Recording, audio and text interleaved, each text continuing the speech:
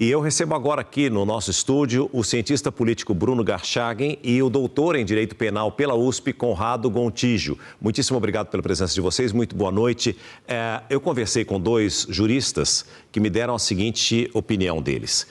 O Alexandre de Moraes tomou uma medida que poderia ter sido uma operação cautelar e não uma prisão preventiva, porque os fatos que ele cita, como a chamada da vigília, mesmo a violação da tornozeleira eletrônica, não seriam motivo suficiente para uma prisão preventiva. O que vocês pensam a respeito? Por favor, boa noite. Bom, boa noite, César, boa noite para a nossa audiência. Eu vou tratar mais especificamente da dimensão política dessa questão, César, do que propriamente da discussão jurídica. Ok. Porque ao longo do dia teve jurista defendendo várias teses diferentes, então isso vai ser uma discussão enorme.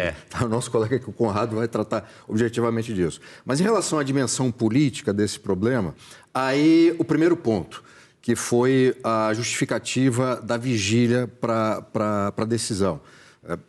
Quer dizer, é uma justificativa muito frágil e revela logo a natureza política da decisão como um todo.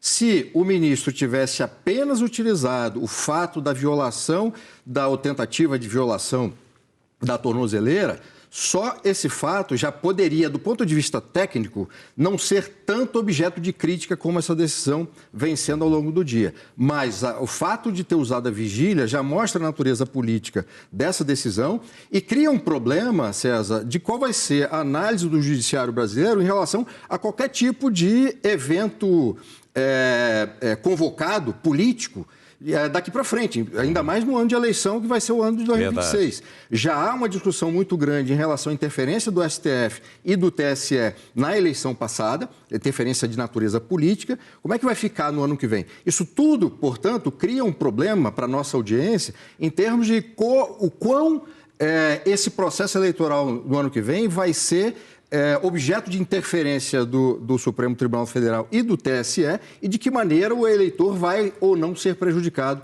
por essa natureza política da atuação do STF. E o Alexandre de Moraes alegou também a fuga de Zambelli e de Ramagem para também justificar essa prisão, não foi? Pois é, mas é uma atribuição por associação que, do ponto de vista... Foi um salto lógico, né?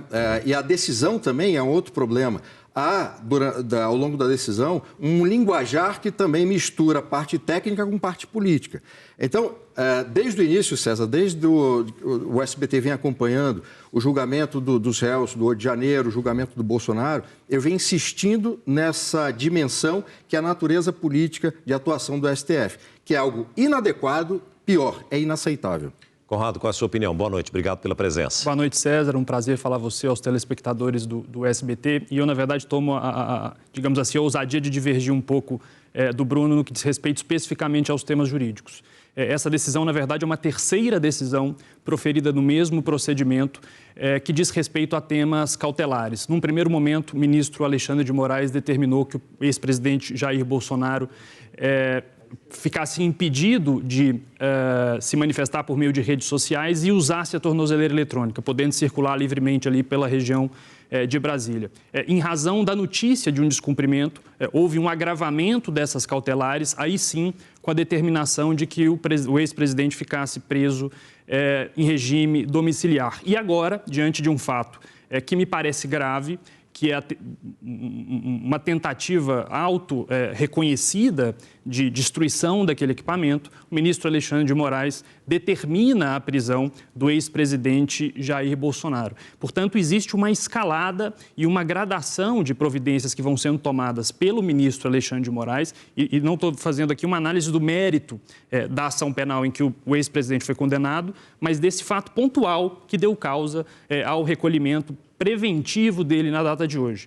Houve uma tentativa, é isso que se noticia, e há relatórios da Polícia Civil do Distrito Federal que confirmam esse fato, uma tentativa de destruição daquele equipamento, que é um equipamento de monitoramento que foi imposto como uma medida alternativa à prisão. Ele já estava em prisão domiciliar, condicionada ao respeito ao uso daquele equipamento. Uma vez que isso aconteceu, surge um alerta no sentido de que aquelas medidas menos invasivas, eu diria, estavam sendo insuficientes. É óbvio, há um caminho de apuração, de compreensão do que aconteceu que precisa ser trilhado, mas efetivamente o que houve foi uma tentativa de destruição desse equipamento que a lei considera e me parece que essa é uma decisão que ocorreria em qualquer caso de pessoas que se valham da tornozeleira eletrônica como medida cautelar, uma vez que o equipamento foi rompido, o desdobramento natural é a percepção da insuficiência daquela medida e, consequentemente, a reversão de uma, digamos, prisão domiciliar e uma prisão efetiva no estabelecimento, nesse caso, da Polícia Federal.